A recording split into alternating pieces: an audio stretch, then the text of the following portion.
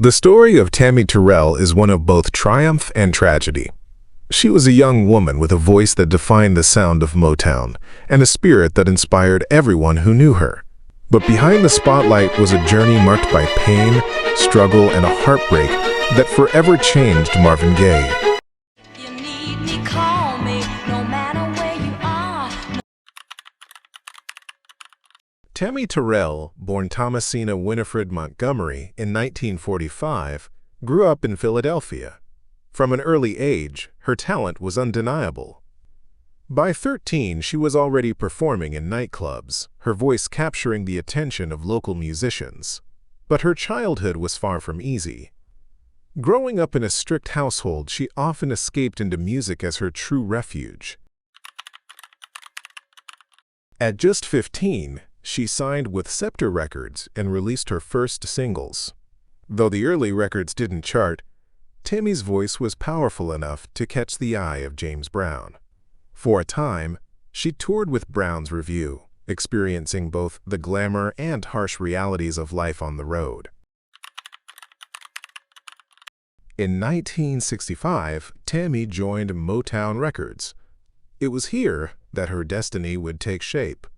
Berry Gordy saw her potential, but it was Marvin Gaye who became her perfect partner. Their voices blended like no other, creating songs that defined the era.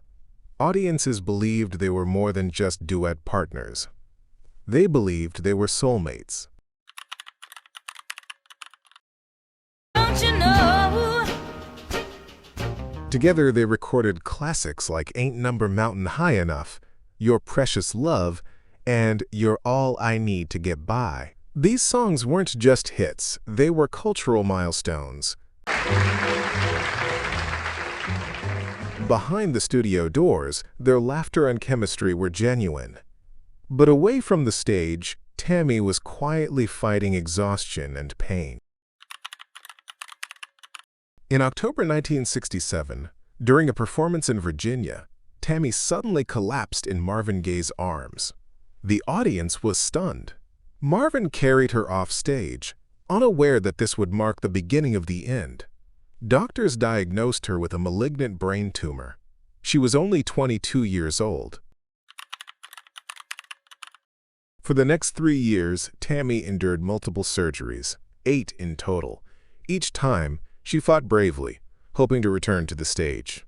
Marvin Gaye remained by her side, visiting her often, singing softly at her bedside.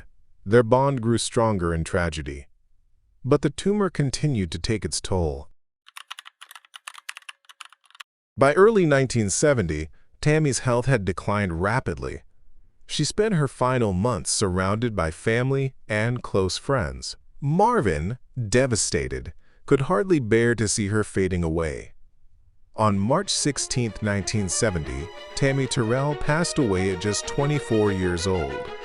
Her funeral was filled with grief, but also music, a final tribute to the young woman who had given so much in so little time.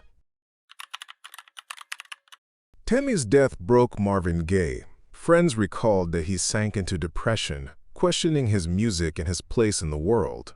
Yet out of this darkness came one of the greatest albums of all time, What's Going On? It was a record filled with sorrow, but also hope, a legacy born from loss. Tammi Terrell's story is more than tragedy. It's a reminder of how fragile life can be and how music can preserve a spirit long after the voice is gone. Her final song wasn't just the last note she sang, but the legacy she left behind. And for Marvin Gaye, her memory would echo forever in every song he sang.